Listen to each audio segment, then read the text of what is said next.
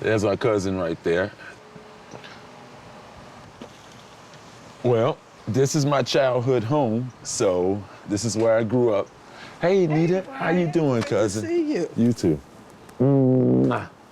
It's like so many memories here. Where you spent a lot of your years. Yes. Almost half your life. Yes. Yeah. I really wanted to say thank you for taking over. Sure. At that time in my life, I couldn't have taken care of it. You know, I had my issues. I just wanted to stop by and just see it, Well, you know. Anytime. And It's good to see you.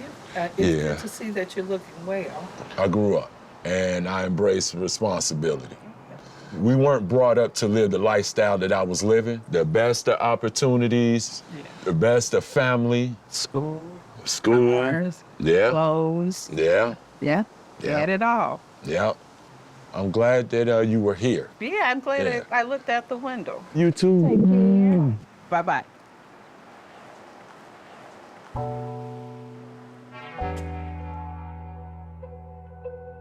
Prior to being homeless, don't get me wrong, I had nice household upbringing and all of that. I had a working mom, a working grandma, loving, both caring, gave me everything that I needed, all the tools to succeed. And along the way, I misaligned values from what I was taught and given to me.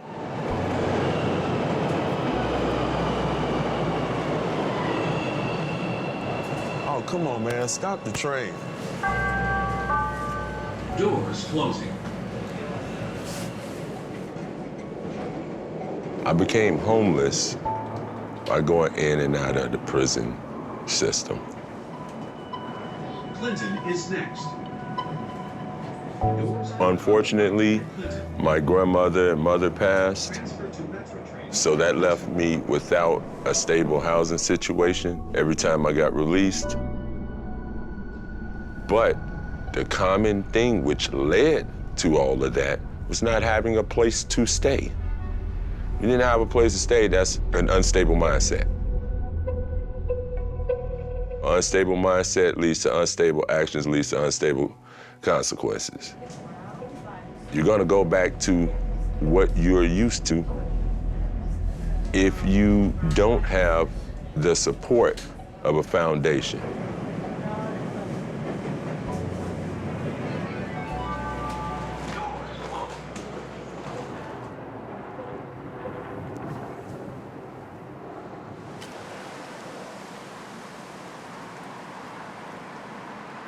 When I was released and the big city of Chicago was like facing me once again, I remember all the other times that I took that same ride.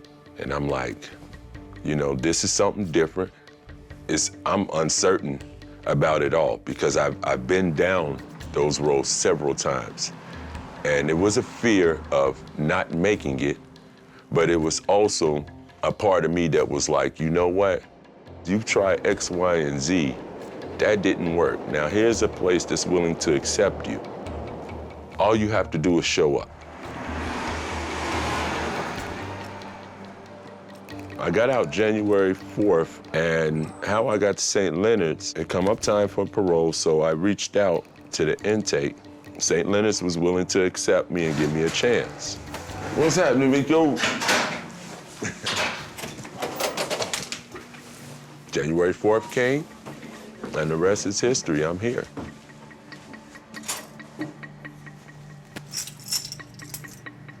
I got 2 keys on here, and I'm forgetting which one to put in the door. When I got here, I was feeling a little anxious, a little bit of anxiety, and I walked in and got checked in, got my room, and I just walked around the facility. Okay, Mr. Mendoza. The next morning came. Knock, knock. I started to meet more staff. How are you? Hey, Dave. Hey, what's going on, man? All right, how's it going? All right, man. Man, Come on in. a little tired, but I'm okay. Yeah? Yeah. How's your day so far? It's going. Yeah. And I'm actually finding out I didn't need anything but to bring myself and to bring the attitude that, hey, I want to get my life back together. Man, how do you feel about it so far? You know, I feel great about it. Yeah? Yeah, I feel great. Yeah. Now, waiting process to hear back from CTA. Yeah. It was a guy named Brandon that was here. Sure. Me and him applied at the same time. Mario Yeah. Mendoza is my counselor here. Yeah, you gotta get When I first met Mario, Oh, I expressed to him what I am trying to pursue. 60 days, 90 days. I wanted to participate in the CTA program.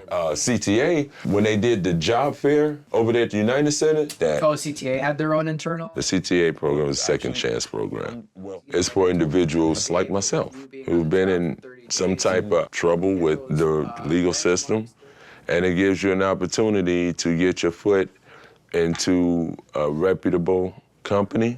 It gives you a chance to start a career. Is it cool just to send them You can to go directly to them, but yeah, if you need me to be in between and send Yeah. emails to them on your behalf, I can do that for you too, no problem. I like when Mario gets involved. And he encouraged me.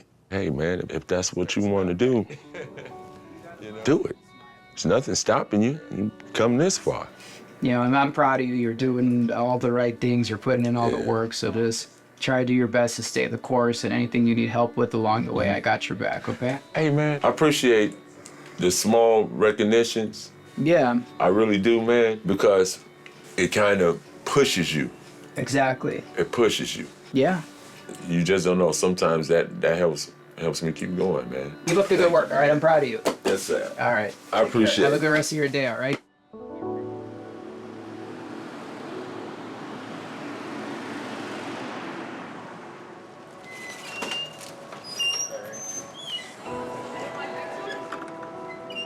Alrighty. Well, we got about 5 minutes before we officially open up to the public. I work with Chicago Coalition of the Homeless. At about 4:15, Brian is going to share testimony and also his poem. Educating, advocating, different speaking platforms and panels. Will you fight with us for permanent housing solutions, and will you talk to your colleagues? Right now, I'm doing advocating work for Bring Chicago Home. That's a proposal to generate a revenue stream to help expand our voucher system, provide permanent housing, Thanks, everybody. along with providing wraparound services to help individuals keep their permanent housing. How are you? A little nervous, but You feeling good? yeah. You want to practice? That's what I'm about to do. Just get a feel for it. I had no idea the connection and the bond that I would begin to take with the staff. I just was like coming and just kept participating with the grassroots leader meetings. Hey, baby, how are you? I'm fine. Just bridging the gap about housing situations, advocacy work, and just getting to learn me. Start with the Bring Chicago Home proposal, which is increasing of the real estate transfer tax. Properties over $1 million. We know that permanent housing and supportive services is a proven solution to keep people in stable housing. Let me tell my story Then she introduces myself. and why it was important to me. I'd like to introduce our first speaker, Mr. Brian Rogers. I'm here today to share with you the experience of homelessness from the point of those individuals who have been formerly incarcerated. I'm also speaking on the importance of stable housing and how it can impact the lives of formerly incarcerated individuals for the better. As I rotated in and out of the prison industrial complex, the question was, what is the common denominator that keeps me coming back to the prison system? Each time I had those good intentions and preparedness. I had the tools that I learned from different programs I attended and the motivation to match it. What I didn't have each and every time I was released from prison was stable permanent housing. You see, stable housing, it provides the opportunity for individuals such as myself to build a stable life, step by step. Remember, it took years to get in this position, to mess my life up, so it's gonna take years to fix it.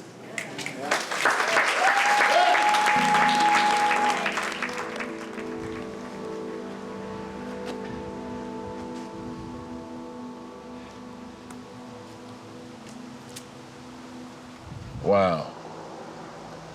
That household in particular, Mr. and Mrs. Collier, my childhood friend Dex, she gave me a place to stay One time when I got released, she said, hey, look, I know your mom. You grew up down the street. I know you. And she allowed me to stay in her household. That was really nice of her. When I realized that I did not have a place anymore, I reached out to people who were in my community. In spite of whatever they were going through, they still knew me, I knew them, and this neighborhood was real tight-knit. So all of us knew each other. They knew my situation, what I was experiencing, and they would rather see me there than actually just flat out on the street. So I was grateful for that. The individuals on this block, they were all like family. This is my foundation. This is what I want my life to be. These homes, having a home. This is where I come from. So I know what it feels like to live in one of these houses, to have a decent job, to get up, go to work, to have responsibility, to live life instead of surviving. When you're homeless, that's what you're doing. There's not much room to live.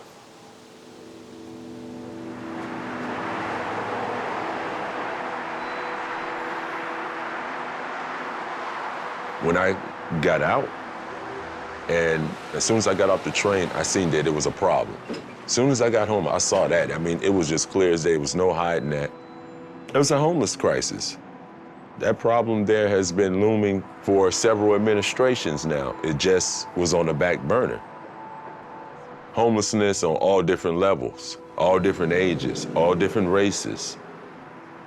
Native Chicagoans, migrants, individuals returning home from prison, veterans, whether it's people that's in these tents across our communities, whether it's people that's living doubled up because they just simply can't afford to be on their own yet. And the lack of sheer affordable permanent housing, period.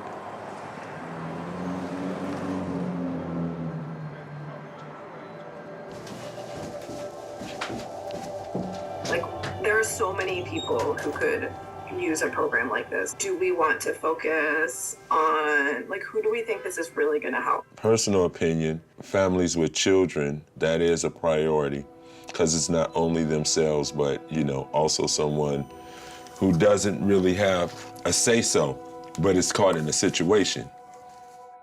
I never really imagined that I would be a grassroots leader. When I was younger, I know I wanted to do something for a bigger cause. But along the way, things have changed in my life, and maybe that light got diminished. We're identifying so many students in CPS. The thing is getting the students to come forward. So along the way, participating, now it's like, yeah, this is the calling. This is what needs to be done. This is what I need to be doing. Just getting the information to them and their families that the school system knows about. Yeah, Brian, these are exactly the types of questions that we want to think through during the workshop. If you might be able to attend or someone else on your team could also be really helpful. Okay. Whether people feel the need to say, hey, we appreciate you, absolutely, no problem, but it's not about that. It's about doing what you have a passion to do and making a difference. It's a real change to help people.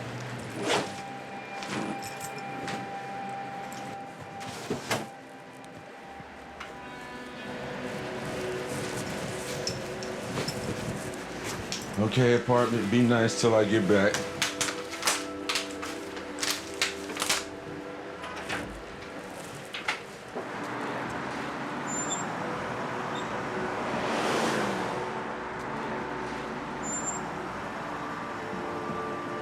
I've had opportunity to seek employment. Right now, I'm in the CTA Second Chance program. 2 minutes. So I'm working currently with CTA. I'm employed, so I have the means to obtain housing, whether it would be through the housing system or it'd be at fair market price for myself. I can do that now. So the barriers that once existed, especially by me now having credit and rental history, it's better. Working and advocating, it is a lot. I mean, I work night shifts, and that's 8 to 4:30 in the morning, Monday through Friday, well, through Saturday morning. Working a night shift is demanding, it can be, but I face worse challenges. A lot worse.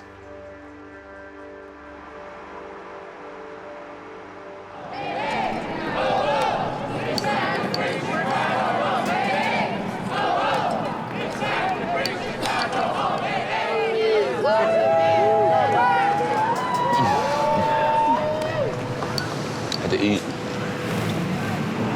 Every day at the shelter where I work, we see up to 335 people experiencing homelessness come through each night. That's not right. That's not right. I see and feel the pain of the people behind that number. You know, I'm beginning to feel stable. I visited that in my mind the other day, and I just took a step and a pause back and looked from day one, and I'm starting to see the pieces of my life come back. Slowly but surely. Well, really, it hasn't been slowly. It's been rather quickly. Homelessness is caused because there is systemic issues that need to be corrected. Is that right? That's right. City Council, we are calling on you today to pass this ordinance, put it on the ballot, and bring Chicago home so that people like that. When I was homeless, I didn't feel like I existed to the world.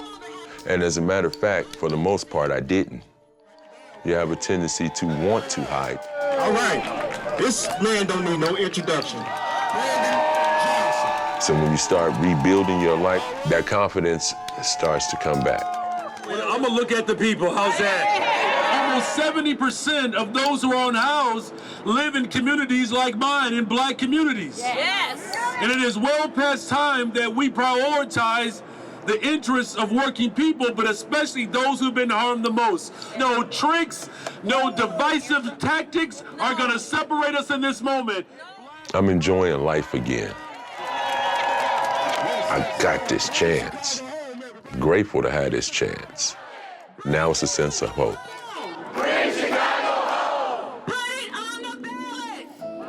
I had a counselor, I asked her a question. I said, what do you think my biggest problem is? And she told me, she said, why are you being scared to walk in the shoes you were meant to walk in? And I had to think about that a long time. All right, y'all, let's go. A long time, and I pondered it. What was holding me back? Every day that you wake up, you can change whatever it is you want to change.